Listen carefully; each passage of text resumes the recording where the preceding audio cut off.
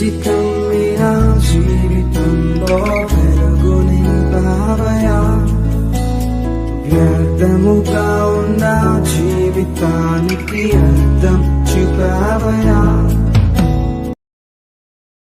సమయానుకూలతను బట్టి దేవుని సన్నిధిలో ఉన్నటువంటి మనందరం కొరకు కొంత సమయము దేవుని మాటలు శ్రద్ధగా వినటి కొరకు సిద్ధపడదాం.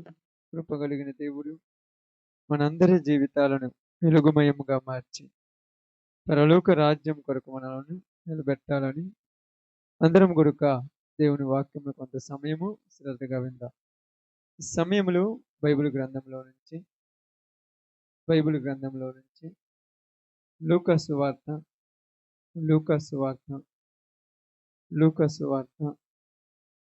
4వ అధ్యాయము లూకా సువార్త 4వ అధ్యాయము 1-2 వచనాలను జాగ్రత్తగా చదువుతాం. యేసు పరిశుద్ధాత్మ పూర్ణుడై యోర్దాను నది నుండి తిరిగి వచ్చి 40 దినములు ఆత్మచేత అరణ్యములో నడిపించబడి అపవాది చేత శోధించబడుచుండెను. చాలు. దేవుడి వాక్య భాగం మన మధ్యలో ఆశీర్వదించును గాక. ఆమేన్. కూడి వచ్చిన అందరికీ ప్రభునామములు శుభాలు వందనాలు తెలియజేస్తున్నాను. ఇక్కడ బైబిల్ గ్రంథంలో ఉన్నటువంటి ఈ సందర్భమును మనము జాగ్రత్తగా విందాం. కొంత సమయము శ్రద్ధగా వినండి. మీకు ఒక 2 విషయాలు చెప్పేసి నేను ముగిస్తాను. చాలా జాగ్రత్తగా వినండి. యేసు ప్రభువారు పరిశుద్ధాత్మ పూర్ణుడై యోర్దాను నదిలో నుండి తిరిగి వచ్చిన తర్వాత అతడికి అపవాది అనేటువంటి ఒకడు వచ్చి యేసు ప్రభువారిని ఏం చేస్తున్నాడంట రాయబడిందమ్మా, చదవండి. అదే ఏం చేస్తున్నాడు? అపవాది శోధించుచున్నాడు. శోధించడం అంటే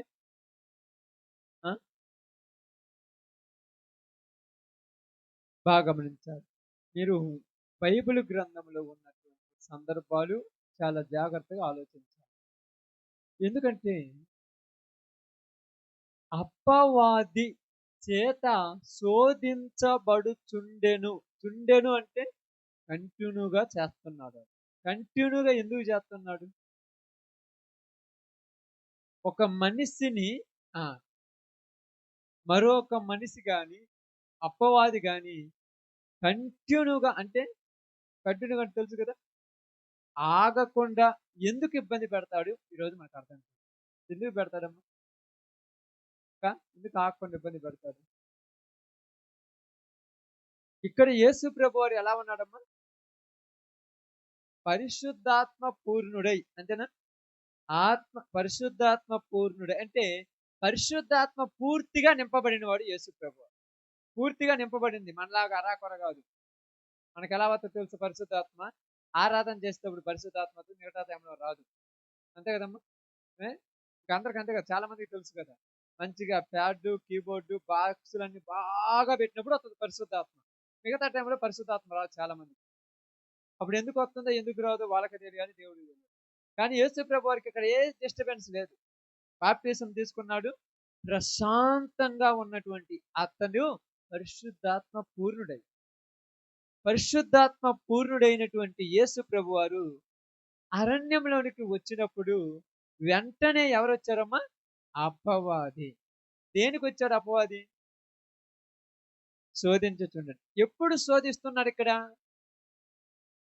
బాగానండి. ఎప్పుడు శోధిస్తున్నాడు మీరు అర్థం చేసుకోండి. ఇక్కడ ఎప్పుడైతే ఆత్మ పూర్ణుడయ్యాడు ఇప్పుడు శోధిస్తున్నాడు.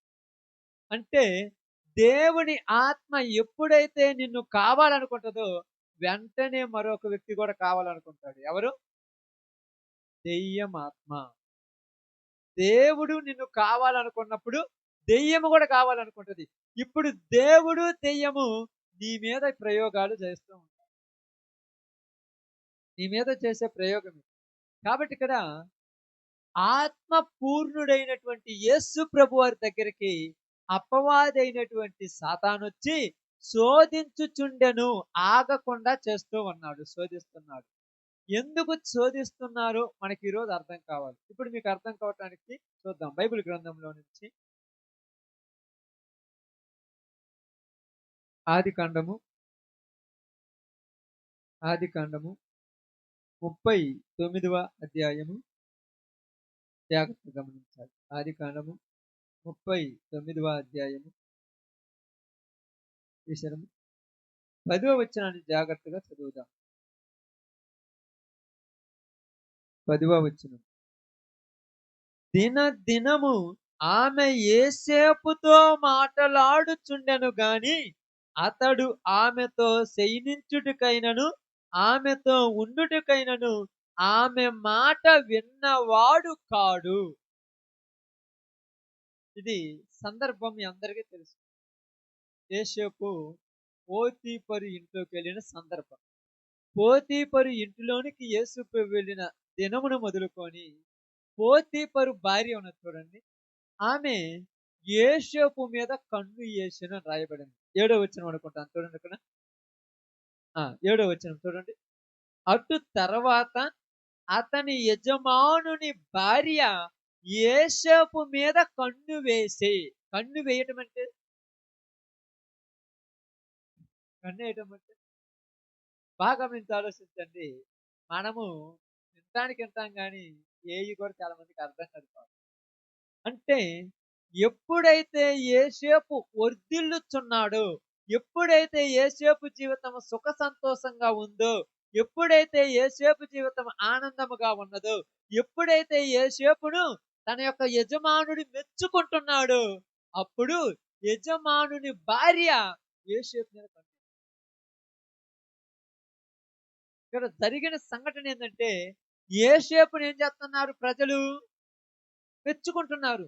అబ్బా చాలా మంచోడు, ఇంత గొప్పవాడు లేడు, ఇతడు ఇంట్లో అడుగు పెట్టిన తర్వాత అన్నీ మంచిగా జరుగుతున్నాయి, బాగానండి, ఇతడు ప్రతి విషయంలో నమ్మకంగా ఉంటాడు, ఎక్కడా కూడా తప్పుడు పని చేసేవాడు కాదు, ఎక్కడా కూడా తప్పుదారిలోకి వెళ్ళేవాడు కాదు, ఎక్కడా కూడా త్రోవ తప్పి తిరిగేవాడు కాదు. కాబట్టి యేసేపు మంచివాడు, అందరికీ మంచివాడు. ఇప్పుడు పోతీఫరు భార్య కూడా ఆమేన్ మంచివాడే, అందరికీ మంచివాడు అయినప్పుడు ఏమకేమైనా చెడ్డవాడు అవుతాడా? చెడ్డవాడు కాదు. ఎప్పుడైతే మంచివాడయ్యాడో, మంచివాడైన యేసేపును పోతీఫరు భార్య చూసిందనేది ఇక్కడ మనం అర్థం చేసుకోవాలి. అంటే సాధారణంగా చూడటం వేరు. చూపులలో చాలా రకాల చూపులు ఉంటాయమ్మా. చాలా రకాల చూపులు అంటుంటారు కదా మీరు. కోపంతో చూడటము, పగతో చూడటము, కొంటెగా చూడటము, చూపులు ఉంటాయి. ప్రేమతో చూడటము, వన్యగా చూడటము, రకమైన చూపులు. ఈ చూపులను బట్టి మనిషిని అర్థం చేసుకునే తత్వము చాలా మందికి ఉంటుంది ఈ రోజు. మనమేమి వాళ్ళ దగ్గర పోయి, మనుషుల దగ్గర పోయి మాట్లాడాల్సిన పనిలే. వాళ్ళు చూసే చూపుని బట్టే వాళ్ళు కోరుకుంటున్నారని ఎదిగేటువంటి మనుషులు ఉన్నారు ఈ రోజుల్లో. ఓరగా చూసే చూపును బట్టే వాళ్ళ మనసులో ఉన్నదంతా ఎరిగే మనుషులు ఉన్నారు. ఈ విషయంలో పురుషుల కంటే ఎక్కువగా స్త్రీలకు ఉంటుంది జ్ఞానం. పురుషులకు తక్కువ జ్ఞానం, స్త్రీలకు చాలా ఎక్కువ జ్ఞానం. ఎప్పుడైనా గమనించండి. ఎందుకంటే ఇక్కడ పురుషుల మనసులోనికి ఒక విషయం వచ్చిందనుకో, 2-3 రోజులు పట్టించుకుంటారు, వదిలేస్తారు. అంతేనమ్మా. స్త్రీల మనసులోనికి వచ్చిందనుకో, సాధించేదాకా వదిలిపెడతారు. మీరు అంటారు నిజమా అంటే నిజం. మీరు పైకి కానరారు కానీ సాధించేదాకా వదిలిపెడతారు. ఎలా సాధిస్తారంటే, యేసేపు పోతీఫరు ఇంటిలోనికి వచ్చిన వెంటనే పోతీఫరు భార్య యేసేపు మీద కన్ను వేసింది. కన్ను వేసినేమో ఆ ప్రయోగాన్ని వెంటనే ప్రయోగించకుండా వేరే విధంగా మాటలు కలుపుచుండెను అని రాయబడింది. అక్కడ ఏం రాయబడి చూడండి. అక్కడ మనం చదివినప్పుడు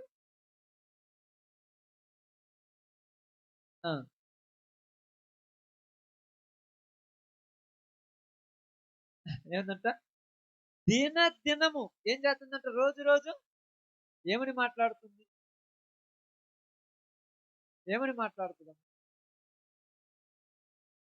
మాట్లాడుతున్నదంటే ఏం మాట్లాడుద్ది? ఏం డైరెక్ట్ ఏమన్నా వీళ్ళిద్దరికి ఏమన్నా చిన్నప్పటి నుంచి పరిచయాలా? చిన్నప్పటి నుంచి ఒక ఊర్లో పెరిగినోళ్ళా? ఏమీ లేదు. మరి ఏమని మాట గలపాలి?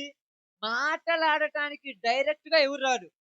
ఇక్కడ యేసు ప్రభు దగ్గరికి అపవాదొచ్చి "నీకు ఆకలవుతుందా?" అన్నాడు. ఆయనకు ఆకలవుతుంది దీనికెడ తెలుసు? ఆ! ఇప్పుడు మీకు ఎప్పుడన్నా అవసరాలున్నాయనుకోండి, నీకు తెలియదు. మీ ఇంటి పక్కలోళ్ళకి ఆల్రెడీ తెలుసు. మీ ఇంట్లో ఏదైనా సమస్య చిన్న గొడవ జరిగిందనుకోండి, ఏంది రాత్రి మీ ఇంట్లో గిన్నెలు తప్పాలు గెలికెళ్ళి అంటున్నాయి. వాళ్ళకి తెలియదు. ఈళ్ళకి తెలిసిపోద్ది. ఎందుకు? ఏమి లేదులే కుక్కొచ్చింది, పిల్లొచ్చిందంటే, అహా! పిల్లి, కుక్కేసిన శబ్దం కాదు. ఎవరో ఇసిరి దూకినట్టుందే. అంతా తెలిసిన తర్వాత ఎందుకు ఇంత వంకర తిక్కగా మాట్లాడటం? డైరెక్ట్ నువ్వు నీ భార్య ఎందుకు కొట్టుకోరని అడగొచ్చుగా?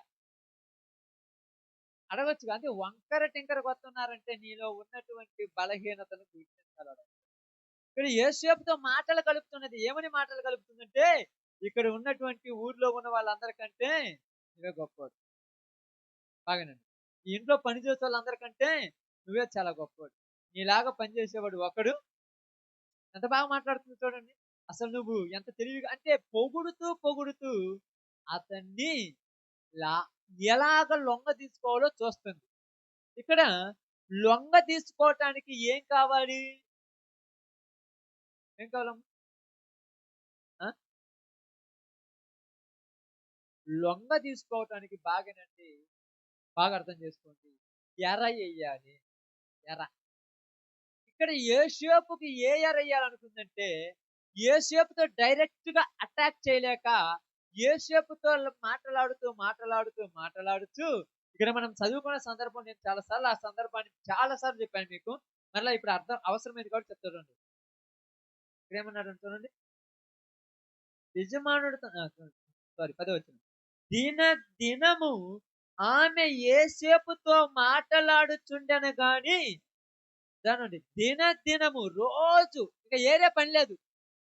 వేరే పనుందా? తింటము, కూర్చోవడం, మాట్లాడడం. ఏం మాటలు మాట్లాడాలి? వేరే పనుందా? మీరెప్పుడైనా ఎగ్జాంపుల్ ఏమన్నా అనుకోండి ఏదన్నా మీ యొక్క మీకు అవసరమైనవి చెప్పడానికి చెప్తున్నాను ఉదాహరణకి. మా అమ్మాయి ఉందనుకోండి, ఏదైనా వస్తువు కావాలనుకుందనుకోండి, నేను బాగా బిజీగా వెళ్ళిపోతుంటాను. ఇదిగో మొన్న పండగ చేసి ఆ! డబ్బులు ఇవ్వలే తర్వాత చూద్దాంలే అనేత్తే అయిపోద్ది. ఇంక అయిపోద్ది. మరలా నేను మరుసటి రోజు రాగానే అన్నం ఏత్తది, కూర్చుంటది అదంటది. డైరెక్ట్‌గా మాట్లాడలేక ఏమని తెలుసా? బీరువాలో ఒక్క చీర మంచిది లేదు కట్టుకోవటానికి. ఒక్క చీర కూడా మంచిది లేదు కట్టుకోవడానికి అంటే అర్థమేంది? నిన్ను తీసిస్తానన్నావు గదా! అని. మరలా అయిపోయిన తర్వాత మరుసటి రోజు మళ్ళా పట్టుకున్న తర్వాత ఇయన్నీ చీకు పట్టుకొని అంటే డైరెక్ట్‌గా ఉండదిక్కడ. ఇండైరెక్ట్‌గా. ఇండైరెక్ట్‌గా అర్థమేంది? నాకు చీర తీసిస్తానంటే ఎందుకు తీసివ్వని అడుగుతుంది. ఎప్పుడైనా బయటకి పోతే ఎప్పుడైనా మంచిది కట్టుకొని నువ్వు తీసిచ్చినయేనా? నువ్వేదో ఎప్పుడైనా ఒకటి తీసిస్తే కదూ! అంటే ఏందంటే ఇక్కడ డైరెక్ట్‌గా ఏమి లేదు. మనమల్ని ఏదో ఒక డొంక దారిలో పట్టటానికి వాడు యేసే లాలని దినదినము మాటలాడుచుండెను. యేసేపేమన్నా పిచ్చోడా? ఏమన్నాడంట? ఈమె నాతో మాటలాడుటకు గల కారణమేమిటో యోసేపు గ్రహించి చాలా దూరం అయిపోతున్నాడు మనోడు. ఆమె అక్కడుండగానే ఇక్కడ ఉంటున్నాడు. ఆమె ఇటు తిరగగానే అటు వెళ్ళిపోతున్నాడు. ఏంది నన్ను చూసి తెలిపోతున్నావంటే, ఎందుకులే మనకంత పెద్ద పట్టింపేం లేదు అనుకోవాలి కదా! ఇప్పుడు ఆ టాపిక్ ఏం చేయాలనుకుంటున్నాడు? డైవర్ట్ అంటే టాపిక్ దాటిపోవాలనుకుంటే తిప్పి తిప్పి వచ్చి మళ్ళా ఈడికే వస్తుంది. ఎంత తిరిగినా ఈడికే వస్తుంది.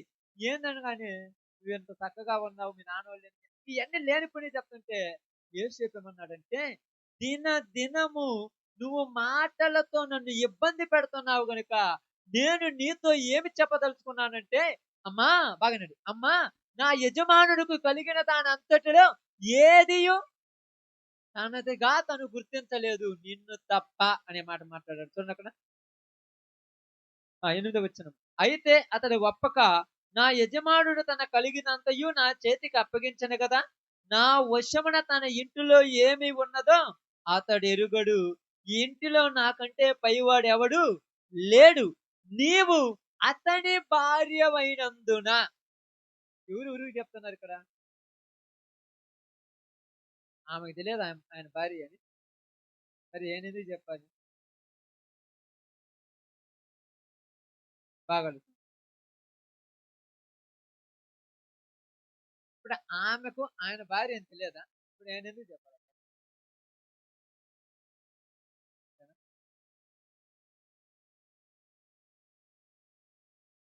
బాగా ఆలోచించండి. నీవు అతని భార్యవైనందున అనే మాట ఎందుకన్నాడంటే, నీ నీ యొక్క బాధ్యత నువ్వు మర్చిపోయావు అని గుర్తు చేస్తున్నాడు. ఈమెకు పట్టిన పిచ్చిలో బాధ్యతలు గుర్తులేదు. అర్థమైందక్క? పట్టిన పిచ్చిలో చీర కొనిపియలేదన్న పిచ్చిలో బువ్వేమంటే ఏసుకొని తినొచ్చుగా అంటే బాధ్యత మర్చిపోయావు కాబట్టి బువ్వ 2 రోజులు అయ్యకపోతే బయటో తినేస్తా. బయటో తిన్నానంటే ప్రేమ చచ్చిపోతుందని అర్థం. అర్థమవుతుందా? పట్టించుకోకపోతే పట్టించుకోవటానికి లోకం ఎదురు చూస్తుంది. మీకు తెలుసో తెలియదు. భర్త భార్యనైనా, భార్య భర్తనైనా పట్టించుకోకపోతే పట్టించుకోవటానికి లోకం రెడీగా ఉంది. రాండి మేము ఆహ్వానిస్తున్నాం. మనం ఏమనుకుంటామంటే ఎందుకు ఇలా మారిపోయాడంటే మారిపోవటానికి గల కారణం ఒకటి ఉంటుంది. ఆ కారణం ఇక్కడ ఉంది. అందుకే ఇక్కడ ఏమన్నాడు తెలుసా?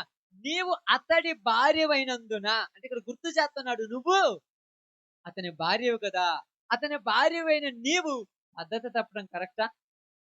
నీకు ఒక భర్త ఉన్నాడు కదా. అంటే ఎంత బాగా గుర్తు చేస్తుందో చూడు.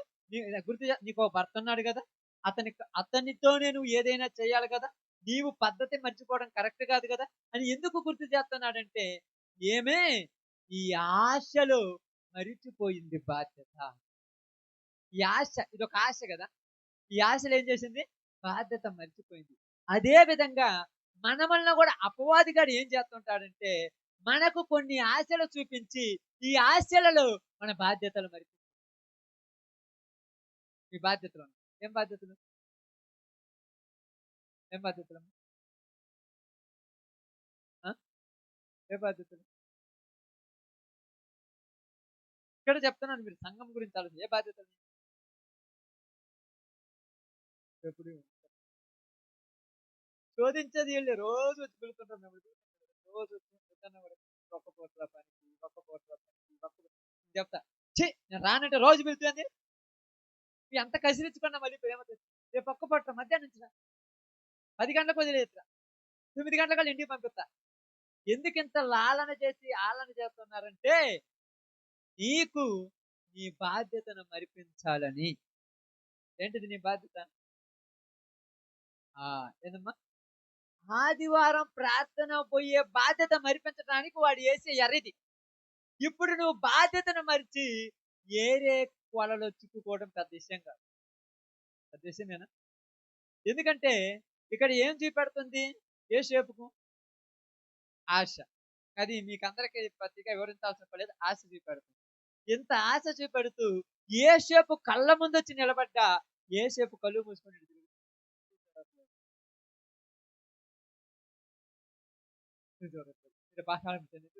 కళ్ళుంది చూడటానికి కదా. అంతే కదా. యోబు ఏమన్నాడు? నా కన్నులతో నేను నిబంధన చేసుకున్నానన్నాడు. దావీదు ఏమన్నాడు? వ్యర్థమైన వాటిని చూడకున్నట్లు నా కన్నులు తిప్పివేయమన్నాడు. మనం కూడా దేవుడు వచ్చి మన తల్లిని తిప్పడు, మనమే తిప్పాలి. టీవీ మన కళ్ళెదురు కనపడుతుంటే కళ్ళు మూసుకోవాలి. మనం నువ్వు టీవీ పెట్టమని నాన్న నువ్వు కళ్ళు మూసుకోవాలి. నీ అధికారంలో ఉన్నప్పుడు నీ ఇల్లు అనుకో, నీ ఇంట్లోకి వేరే వాళ్ళు వచ్చి పెట్టినప్పుడు తిట్టాపేయి. అది నీళ్ళు కాబట్టి. నువ్వు ఏరే ఇంట్లో వాళ్ళ బంధువుల దగ్గర పోయి ఆ ఫంక్షన్ కాడికి వచ్చి ఇంటి కాడికి వచ్చి సినిమాలు సినిమాలే పెడుతున్నారు. ఏం చేద్దామని వారు చూస్తున్నానంటే నువ్వు కళ్ళు మూసుకో, వాళ్ళని చూడమన్నారు. ఇక నిన్ను నువ్వు కంట్రోల్ చేసుకోవు, వాళ్ళు ఎవరో మీద తప్పులు పెట్టేస్తున్నావు. ఇక్కడ యేసేపు ఏమన్నాడంటే నువ్వు నన్ను ఇబ్బంది పెడుతున్నావు. దేనికంటే నేను నీ బాధ్యత గుర్తు చేయకపోతే నువ్వు తప్పు చేస్తున్నావు. ఈరోజు మీ బాధ్యతలు మీకు గుర్తు చేయడానికి ఒక వ్యక్తి కావాలి. ఆయనే మెన్. ఎవరమ్మా? దేవుని సేవకుడు. యేసుప్రభు ఆల్రెడీ గుర్తు చేశారు. దేవుని సేవకు గుర్తు చేయాలి. నీవు నీ బాధ్యత మర్చిపోయావంటే ఇప్పుడు ఎవరితో ఉండకూడదు అనుకుంటుంది పోతీఫరు భార్య? ఎవరితో ఉండకూడదు అనుకుంటుంది? భర్తతో ఉండకూడదు అనుకుంటుంది. మరి ఎవరితో ఉండాలనుకుంటుంది? అంటే భర్తకు దూరం కావాలనుకుంటుందా లేదా? బాగా అర్థం చేసుకోండి. భర్తకి ఏం కావాలనుకుంటుంది? దూరం కావాలనుకుంటుంది. ఇప్పుడు పోషించేది ఎవరు? తనను తనను తన మీద అధికారం కలిగిన వాడెవడు? తను వివాహం చేసుకునేటప్పుడు వాగ్దానం చేసిందిగా. ఏమని చేసింది? కష్టం వచ్చినా వివాహాలు పెళ్లి మీరు సేవకుల ద్వారా చేసుకున్నారు వివాహాలు. ఓకే, చేసుకోకపోతే మళ్ళా మన యొక్క భారతదేశ సంప్రదాయ ప్రకారం హిందూ సమాజ ప్రకారం చేసుకుంటారు కదా. అక్కడ మంత్రాల ద్వారా చెప్తారు. ఆ మంత్రాలు మనకు అర్థం కాదు కాబట్టి ఆయన నెత్తిని పెట్టుకుంటాం, నేను సంకలో పెట్టుకుంటాం, పెట్టమని పెడతాం. వాటన్నిటికీ పరమార్థాలు ఉంటాయి. సంస్కృతి కష్టం వచ్చినా, నష్టం వచ్చినా, ఇరుకులు వచ్చినా, ఇబ్బందులు వచ్చినా జీవితాంతం నీతోనే కలిసి మెలిసి ఉంటానని జీలకర్ర బెల్లం కలిపేస్తారు. కలిసిపోవాలి జీవితాంతం కలిసి మెలిసి ఉంటానని చెప్పావు కదా. అదే విధముగా ఆ రోజు ఎవరో ఒక ఆయన పాస్టర్, ఆయన పేరు ప్రకాశ్ అనుకోండి, ఉదాహరణ ఈ ఊరి పాస్టర్ అనుకోండి. ఆ నీళ్ళ కడిగి తీసుకున్నప్పుడు అమ్మా ఇబ్బందులైనా, సమస్యలు వచ్చినా, బాధలు వచ్చినా, కరువులు వచ్చినా, నష్టం వచ్చినా దేవుణ్ణి విడిచిపెట్టవు కదంటే, దేవుణ్ణి విడిచిపెట్టను ఆమేన్ హల్లెలూయా అన్నవారు. ఆ రోజు ఏ రోజు అది? పోతీఫరును తన భర్తకు భారీగా చేసే రోజు. కానీ ఇప్పుడు ఎన్ని రోజులైంది? సంవత్సరాలు గుర్తున్నాయి? ఎన్ని రోజులైందో? 10 సంవత్సరాలు అయినాయో, 15 సంవత్సరాలు అయినాయో, 20 సంవత్సరాలు గుర్తులేదు. సంవత్సరాలు కరిగే కొద్దీ భర్త కాకుండా పోతాడా? కష్టాలు వచ్చినంత మాత్రాన భర్త కాకుండా పోతాడా? ఇప్పుడు చెప్పండి మీరు, పోతాడా? ఇప్పుడు నీకు ఇబ్బందులు వచ్చినంత మాత్రాన నీ ప్రభువు కాకుండా పోతాడా? చెప్పండి. బాప్తిసం ద్వారా యేసు ప్రభు ఏమయ్యారు? ఆయనతో బాంధవ్యం కలుపుకున్నారు. ఇప్పుడు ఏదొచ్చినా నేను నిన్ను విడిచిపెట్టను అని ఆ రోజు వాగ్దానం చేసావు కాబట్టి, ఇప్పుడు నీకు పోతీఫరు భార్యకి తన భర్త ఉన్నా యేసేపు లాంటి ఒకడు కనపడితే కన్నేసినట్టుగా నీకు ఈ రోజు ప్రభు అనేటువంటి యేసుక్రీస్తు వారు ఉన్నప్పటికీ లోకం మీద కన్నేసావా? నీ బాధ్యత మళ్ళా నీ గుర్తు చేయాలి. ఆ రోజు యేసేపు కాబట్టి గుర్తు చేశాడు, ఈ రోజు గుర్తు చేస్తారా? ఎదురు చూసే లోకం. అప్పుడు ఒకటి పెద్దలు అంటారు, గోతికాడ నక్కలాగా కాసుకొని ఉండే లోకం అక్క. గోతికాడ నక్క అంటారు తెలుసా? ఎందుకంటారు గోతికాడ నక్క అని? ఎప్పుడు వస్తారా, బూడ్చి పెట్టరా, ఇంటికి పోతారా, తవ్వుకొని తిందాం, అంతేనా కదా దాని పని. ఇప్పుడు లోకం కూడా అలాగనుంది. ఎప్పుడు అవకాశం దొరుకుతుందా ఇవాళ బయటికి లాగేద్దాం. ఎప్పుడు అవకాశం దొరుకుతుందా మనకు అర్థం కాక మనం ఏం చేసుకుంటాం? మనకు మంచి చెప్పాడు. ఏ మంచి చెప్పాడు నీకు? ఏ మంచి చెప్పాడమ్మా? మీకు అర్థం కావడానికి ఎగ్జాంపుల్ కోసం చెప్తాను, చూడండి, బాగా గమనించి ఆలోచించండి. బైబిల్ గ్రంథంలో న్యాయాధిపతుల గ్రంథంలో న్యాయాధిపతులు జాగ్రత్తగా చూడండి, చాలా జాగ్రత్తగా. సందర్భం వచ్చింది కాబట్టి, ఎట్లా వచ్చింది కాబట్టి చెప్పుకోండి. న్యాయాధిపతులు గ్రంథం 16వ అధ్యాయం.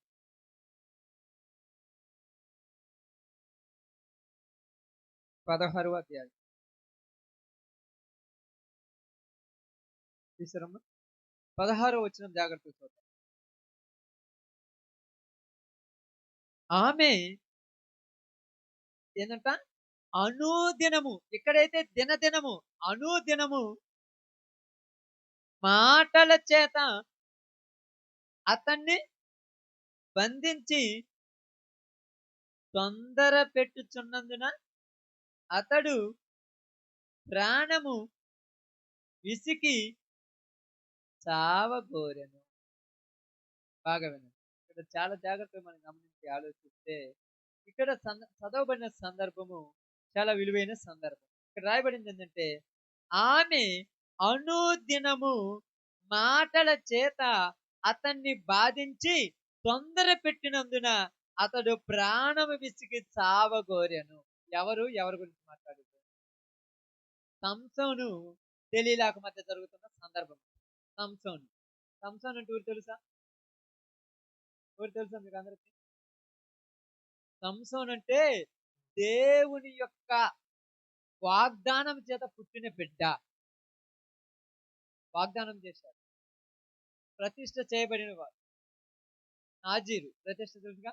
అంటే ఈ బిడ్డ పుట్టినది మొదలుకొని అతడు చనిపోయేంత వరకు తన యొక్క సవరము చేయించకూడదని చెప్పారు. అది తన తల్లిదండ్రులు సంసోనుకు చెప్పి, నీ జీవితంలో ఎప్పుడూ నీ యొక్క బలం దేనిలో ఉందో ఎవరికి చెప్పుతాను అనుకున్నాడు. నేను గాడిద దవడ తీసుకొని 1000 మందిని చంపాను, 10,000 మందిని చంపినంటే ఏంది ఎలా చంపిండంటే అతని బలం. ఆ బలం ఎవరిచ్చాడు? దేవుడు.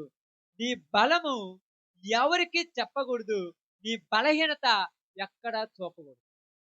ఇక్కడ సంసోను ఇంత గొప్పవాడు కదా, ఇంత గొప్పటువంటి సంసోను ఏం చేసినట్టు ఒక చిన్న మాట మీకు చదివిస్తాను, కావాలంటే అర్థం కావడానికి.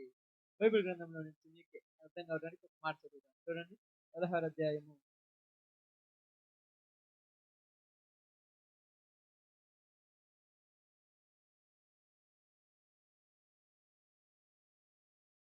1వ వచనం. తరువాత సంసోను గాజాకు వెళ్ళి ఏషా అను ఒకతన్ని చూచి ఆమె యొద్దకు చేరెను. సంసోను అక్కడికి వచ్చెనని గాజా వారికి తెలిసినప్పుడు వారు మాటు పెట్టి రేపు తెల్లవారిన తర్వాత అతన్ని చంపుదుమనుకొని పట్టణపు ద్వారమునద్ద ఆ రాత్రి అంతయు పొంచి ఉండేరి.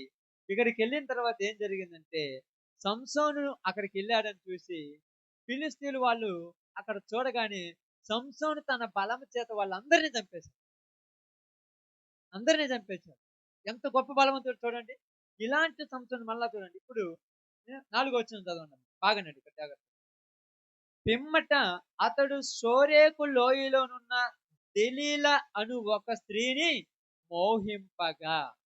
నీకు బలం ఉండొచ్చు, అధికారం ఉండొచ్చు, దేవుడిచ్చినటువంటి బలం ఉండొచ్చు, విశ్వాసం ఉండొచ్చు, శక్తి ఉండొచ్చు, కానీ బలహీనతల వల్ల వాటిని పోగొట్టుకోకూడదు.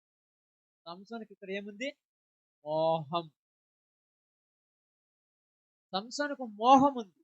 ఈ మోహం వల్ల దెలీలా దగ్గరికి వెళ్ళాడు. దెలీలా అనే ఒక స్త్రీ దగ్గరికి వెళ్ళాడు. ఆమె దగ్గరికి వెళ్ళగానే, ఈ స్త్రీ మీకు తెలుసుగా, స్త్రీల గురించి మీకు చెప్పాను కదా, చాలా తెలివి కలిగింది. ఎంత తెలివి కలిగిన వాళ్ళంటే స్త్రీలు, వాళ్ళ గురించి చెప్పాలంటే ప్రపంచాన్ని ఏలటం స్త్రీ చేతిలో పెడితే ఏలేస్తారు.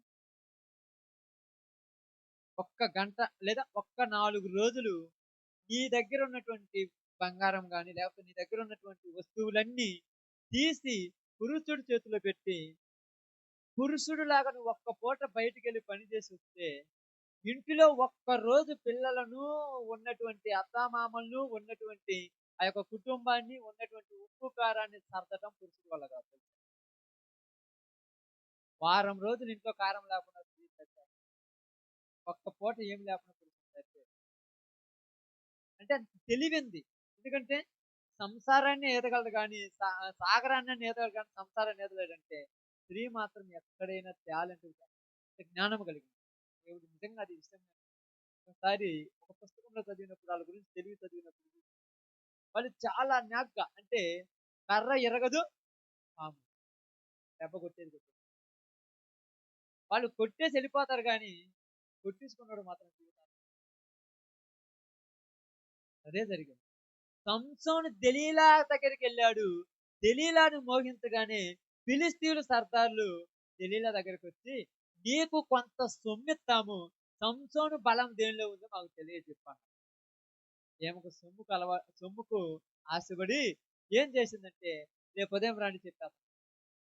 ఏమకు ఎంత నమ్మకమో చూడు. ఉదయానికల్లా ఎడ చెప్తాడమ్మా, ఎంతమందికి వాళ్ళ అమ్మలకు, వాళ్ళ ఇంటి పక్కల ఉన్న వాళ్ళకు, వాళ్ళ చుట్టుపక్కల వాళ్ళకు, వాళ్ళ అన్నదమ్ములకు, వాళ్ళ బంధువులకి చెప్పడం నీకు చెప్తారంటే, నేను ఎలాగైనా చెప్పాను. ఎందుకంటే అక్కడ మనకు అర్థమైంది. ఒక మాట మీకు చూద్దాం సార్, బాగా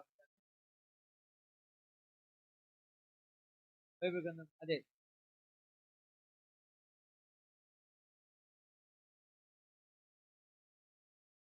6వ వచనం.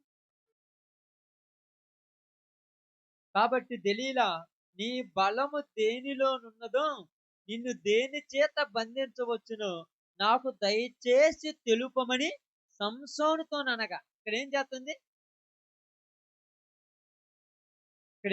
చూడండి. మాటలో ఉన్న పద్ధతి మనకు అవసరం ఉంటుంది. ఇక్కడ ఏమంటుంది?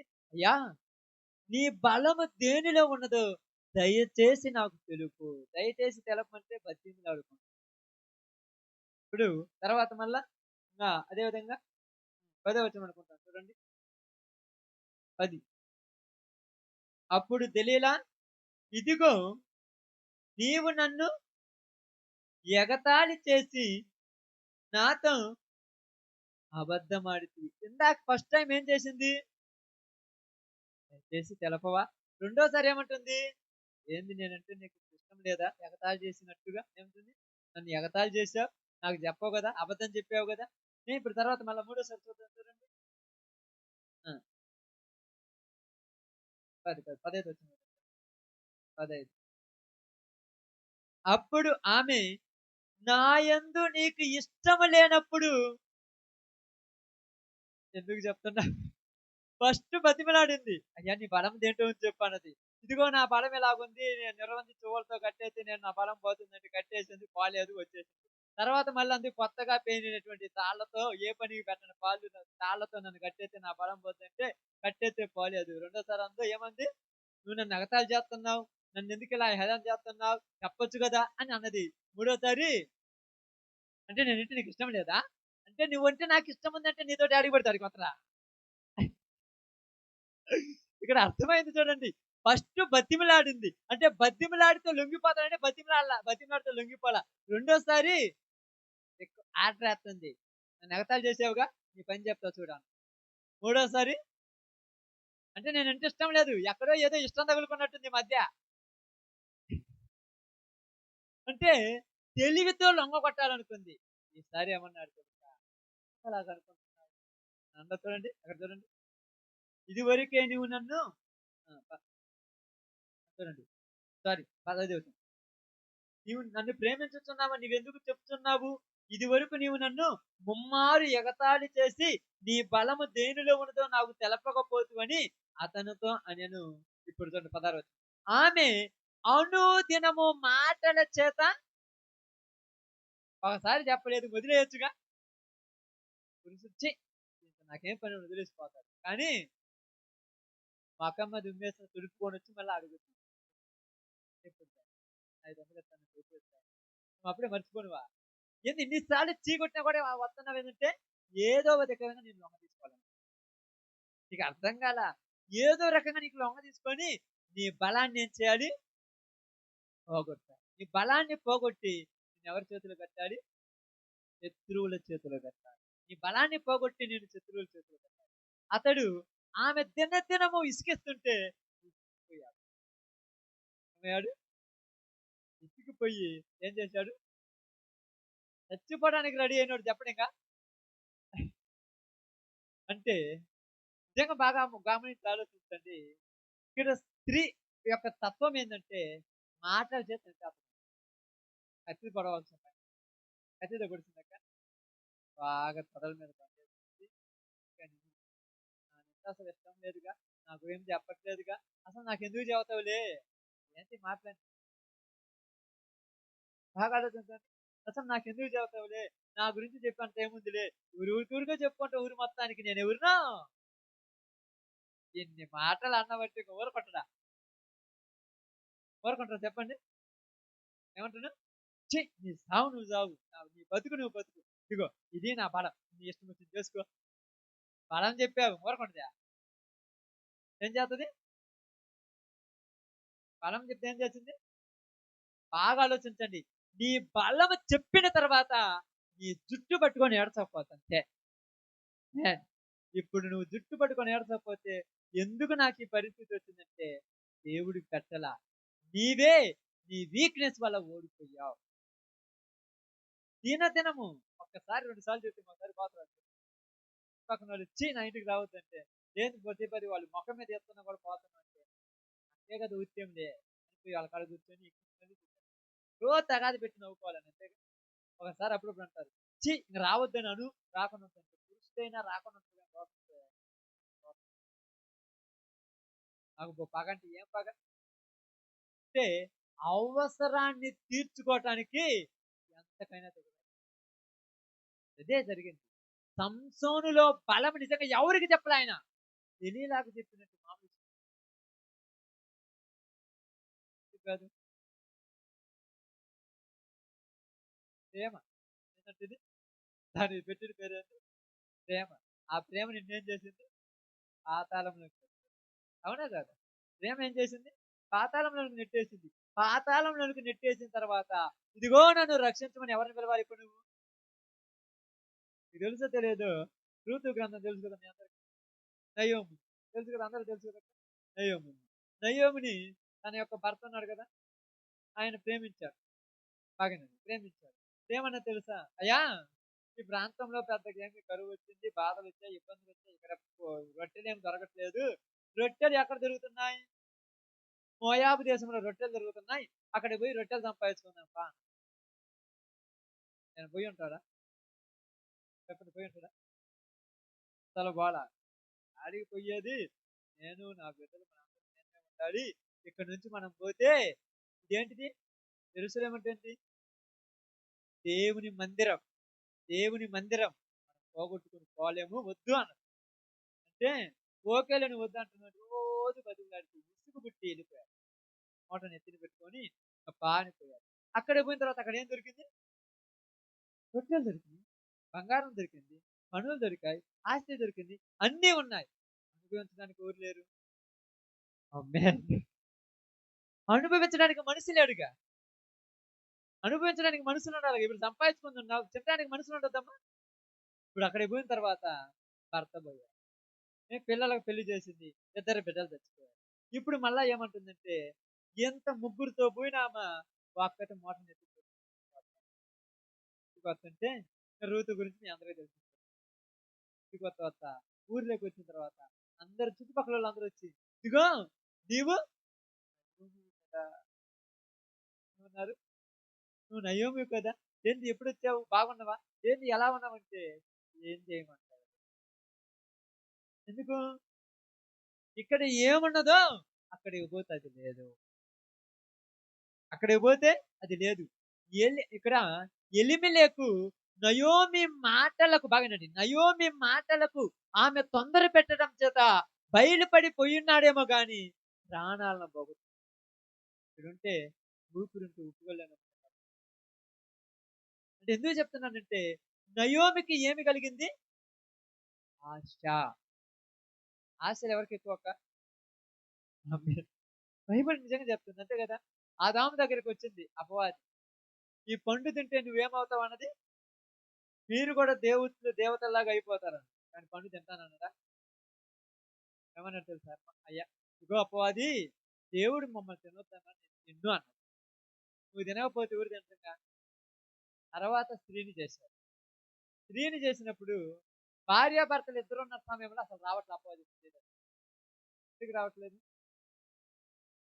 ఇప్పుడు వచ్చి ఇదిగో ఈ పండు తినమంటే వెంటనే పక్కన ఉంటాడుగా, ఇదిగో మమ్మల్ని మా దేవుడు తినొద్దన్నాడు, నువ్వు పోలేని పనులు. అందుకని ఈ లేని టైం చూడాలి. వాడు లేని టైం వచ్చింది అవ్వదంటుందో, దేవుడు మీతో ఏదేం చెప్పాడా? ఏం చెప్పాడు? అన్ని తినమన్నాడు కానీ తినొద్దు. ఎందుకు తినొద్దని తెలుసు, అది తింటే మీరు కూడా దేవుళ్ళలాగా అయిపోతారు. దేవుడు ఎంత కుట్రవాడు చూడు, నువ్వు బాగుపడుతుంటే వద్దు అంటారు ఎవరన్నా, కానీ వద్దన్నాడు దేవుడు. తిన్నది ఏమైంది? తిన్నది మరణం తెచ్చింది, అందరూ తెలుసు. తిన్నది అది తిన్నది అంతతోనే సత్య పర్లా, వచ్చి ప్రేమతో నువ్వు తినువయ్యా అన్నది. మనోడు ప్రేమ కలిగినాడు, శ్రీ వ్యామోహాన్ని పడిపోయాడు కదా, సంవత్సరం లాగా సులోమాన్ లాగా భార్యలో పడిపోయాడు కదా. అయితే నువ్వు పెట్టినావు కాబట్టి బంగారం ఇష్టమైనా కూడా నాకు ఎట్టబడదంట. అప్పుడు పాట పాడుతుంది, విషము కొడక ఎలా ఉందంట, తీయగా ఉంటుంది ఆమె చేతి కొడుకు. విషం పెట్టింది తెలియకుండా కానీ పోయాడు. ఇద్దరు కుమారులు చచ్చిపోయారు. రూతు ఓర్పాను, ఓర్ప వద్దు నాతోటి రావద్దని వెళ్ళి పంప ఉన్నది. రూతు వెంబడబడి అనదు, నన్ను ఎవరు కూడా నయోమి, ఎందుకంటే నా జీవితము లేదు. ఎప్పుడు తెలిసింది? పోగొట్టుకున్నా తెలిసి ఉపయోగం ఉండదు. ఇక్కడ సంసోను కూడా బలము పోయిన తర్వాత ఆ యొక్క గుడిలోనికి వెళ్ళి ప్రార్థన చేస్తున్నాడు, అయ్యా ఒక్కసారి నా మనవు ఆలకించి నువ్వు నాకు బలము చేకూరిస్తే వీళ్ళందరినీ తునాతునకలు చేసి నేను చచ్చిపోతాను. బలం పోయిన తర్వాత ఏం చేసింది తెలుసు వాళ్ళు? బలం ఉన్నప్పుడు ఏటుకొకరిని చంపేవాడు, గుద్దుకొకరిని నాశనం చేసేవాడు, గుద్దితే దేవాలయాల గుడులు మొత్తం ధ్వంసమైపోయినాడు. కళం పోయిన తర్వాత వాళ్ళ చేతులలో వెళ్ళిపోయి 2 కళ్ళు పొడి చేసిన తర్వాత వాళ్ళ దగ్గర వాళ్ళ దేవత గుళ్ళో ఈ విసురురాయి విసురురాయి విసిరిస్తారు తెలుసా మీకు? మీకు ఒక రకంగా చెప్పాలంటే దేనికి పనికిరానోడు. దేవుడి చేతిలో ఉన్న నీవు దెయ్యపు చేతిలోకి పోతే నిన్ను దేనికి పనికిరానోడిని చేస్తావు. మళ్ళీ దేనికి పనికిరాని వాళ్ళని చేస్తాం. అందుకే చూడండి, ప్రార్థనకు వచ్చి మళ్ళా లోకంలో కూర్చొని దేనికి పనికి ఎవరి దగ్గర వెళ్ళి కూడా వాళ్ళకి ఇచ్చి వీళ్ళది ఒక బతికేని అంటారు. ఎందుకంటే దేవునిలోనికి వచ్చి మళ్ళా లోకంలోకి దరిద్రమైన అలవాట్లు పెట్టాలి. కుక్కల కంటే హీనమైన బ్రతుకులు ఉండాలి పోయేది ఊరిపోరు. మళ్ళీ కుక్కని ఎవరైనా బంగారు తల్లి అని కూతురక్క, దానికి బిట్టు కన్న చుట్టి పొట్టి ఏ పేరు పెట్టినా ఛాయ్ అంటారు ఇంట్లోకి వస్తే. అలాగే జీవితం ఎంత గొప్పదైనా దేవుణ్ణి విడిచిపెట్టి బయటకు పోతే ఛాయ్ అంటారు, టూ అంటారు.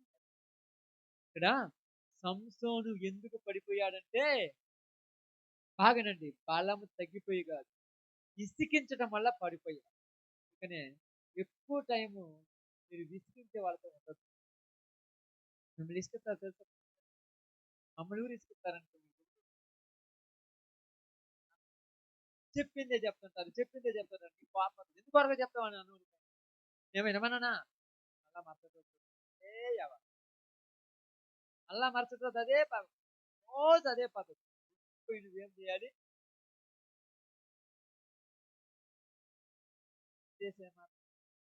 పోయి ఓడిపోవాలి. నువ్వు ఓడిపోయావంటే ఊరికి వెళ్తాడు. ఇప్పుడు యేసు అయ్యా నీవు నిజముగా దేవుని కుమారుడు అయితే ఈ రాళ్లను రొట్టెలుగా చేసుకొని తిను. ఎందుకంట? ఎందుకు రాళ్ళను రొట్టెలుగా చేసుకొని ఒక మాట చెప్పచ్చు. ఆయనకి ఆకలి అవుతున్నప్పుడే రొట్టెలు చేసుకోమన్నారు, కానీ కడుపు నిండి నాకు రొట్టెలు చేసుకో. ఇప్పుడు బెత్లెహేములో ఉన్నటువంటి నయోమిని కరువు వచ్చినప్పుడే దేశం వదిలిపోమన్నారు, కానీ కరువు లేనప్పుడు పోమని పాత్ర. ఇప్పుడు మన కొరక మనకు అవసరం ఉన్నప్పుడే మనం ఆలోచించండి. ఈరోజు నిజంగా నేను ఇంటికాడికి వచ్చాను. ఖచ్చితంగా పావుదొక్కు ఏడైంది. ఖచ్చితంగా పావుదొక్కు 6:40 రాగానే నాకు కళ్ళు వర్షం పడుతుంది, మా చలికాలంలో వర్షం పడుతుంది. ఇంటికి రాగానే అంటే నేను చేసిన వాతావరణం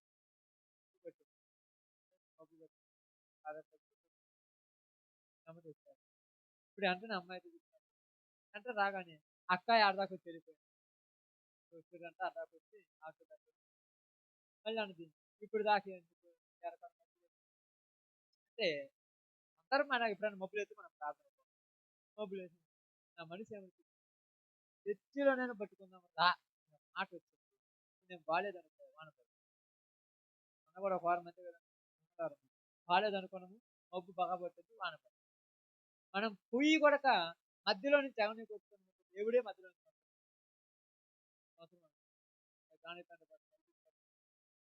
ఇంటికి వచ్చిన తర్వాత మామూలు ఆడుతున్నారు.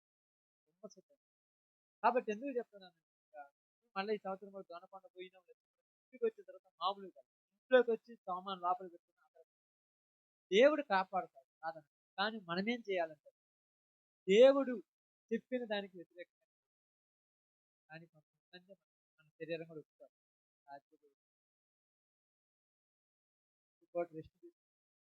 రాత్రి నేను రాత్రి మొన్న చెప్పింది కానీ అంతకుముందు చెప్పింది ఈరోజు అది మనం నేను గుర్తుంచుకోవాలి. మీరేమో మనమేమనుకుంటాం రాత్రి పోతే నువ్వు తీసుకుపోయి ఉంటావు, కానీ మనము ఊరు మన ఎదురు చూస్తుంది. దేవుడు అన్నాడని ఎదురు చూడాలి. అలా ఉంటేనే పరిచర్య పోగలం, కానీ లేకపోతే రోజు ఒకే పని రోజు ఆ చేలు కలిపలేదు అయిపోద్ది. కాబట్టి పని అయిపోయేదాకా చేయాలి, అది మన పని. కాబట్టి ఇక్కడ మీకు అందరూ చెప్పింది మీకు అవసరమైందేదో అప్పుడు అపవాది మిమ్మల్ని వచ్చి ఇసుకెత్తాడు. మీరు ఇసికి చెదిరి పాడైపోవాలి. ఇసుకొస్తుంది కొన్నిసార్లు అతను అట్లా అడుగుతుంది. పాపం వచ్చినప్పుడు ఏం చేస్తారు? చేదరించుకుంటారు. చేదరించుకున్న తర్వాత ఏం చేస్తారు? చేదరించుకున్న వేరు, కసిరించుకున్న ఏం చేస్తారు? కదిమేస్తారు. కదిమేసిన తర్వాత ఏం చేస్తారు? నిజంగా వస్తే ఏంటంటే ఒక్క గంటతో నేను చచ్చినోడు కదా చచ్చినోడు. తెలుసా మీకు? ఈ యొక్క సహోదరుని దుర్మార్గుడా అంత ఎందుకు ఆ మాట వచ్చింది తెలుసా? పిసికి వాళ్ళకేంటి చెప్పిందే చెప్తారు, చెప్పిందే చెప్తారు, చెప్పిందే చెప్తారు, చెప్పిందే చెప్తారు. మనం ఇన్లాక్ ఏదో ఒకటి కానీ ఓర్చుకోండి, ఓర్చుకున్నాడు కాబట్టి ఏమయ్యాడు? ఎవరిని? అపవాదినే జయించి మనం ఇలా జయించుకోవాలి. పడుకొని చెప్పిన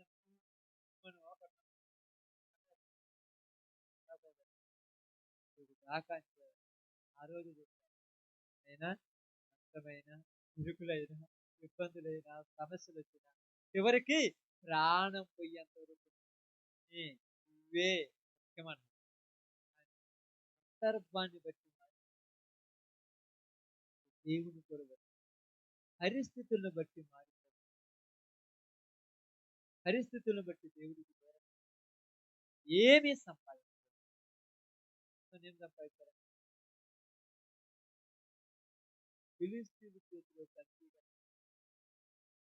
పోతీఫరు చేతిలో ఉన్న పోతీఫరు భార్య చేతిలో ఏం సంపాదించాడు? ఐగుప్తు దేశానికి రాజయ్యాడు. ఇక్కడ ఏమయ్యాడు? ఆ శత్రువుల చేతిలో బందీ అయిపోయాడు. నువ్వు బందీ అయిపోతావా? రాజు అయిపోతావు. బందీ అయిపోవాలంటే ఏం చేయాలి? దేవునికి దూరం కావాలి. రాజు అవ్వాలంటే ఏం చేయాలి? దెయ్యానికి దూరం. నువ్వు దేవునికి దూరం, దెయ్యానికి దూరం వరకనే కావు, పరిస్థితులు బట్టి అయిపోతావు. పరిస్థితులు బట్టి ఎందుకు అయిపోతావు అంటే సమస్య. ఆ సమస్య దాటమే రోజు ఇబ్బంది పడుతుంది. ఎవరికి విసిగిపోయి చెప్పేసి యేసేపుని ఇబ్బంది పడుతుంది. దినదినము మాట్లాడుతుంది. ఇక్కడ అనుదినము, అక్కడ దినదినము, ఇక్కడ అనుదినము. ఇద్దరిని దినదినమే ఓడిపోయినటువంటి సోను బానిసైపోయాడు. గెలిచినటువంటి యేసేపు రాజయ్యాడు. కానీ యేసేపుకు దక్కింది ఏంటిది? చెర. సంసోనుకు దక్కింది కూడా చెర. ఇద్దరు జైల్లో పడ్డారు. కానీ జైల్లో పడ్డ యేసేపు జైల్లో కూడా ఎలా ఉన్నాడు? రాజుగా ఉన్నాడు. జైల్లో కూడా అధికారిగా ఉన్నాడు. జైల్లో పడ్డ సంసోను ఎలా ఉన్నాడు? ఎందుకు చెప్తున్నాను? మన జీవితాలలో కూడా నాకు కూడా చెప్తాను. వచ్చినప్పుడు దేవుడి శక్తితో గెలవాలి కానీ లోక సంబంధం. యేసు ప్రభు ఆత్మ పూర్ణుడు కనుక అపవాదిని ఏం చేశాడు? మనం కూడా ఆత్మ పూర్ణుడు అంటే అపవాదిని దేవుడు మనసును అనుగ్రహించిన కాక. అందరూ కూడా తల వంచండి, ప్రార్థన చేస్తాం. అందరము ప్రార్థన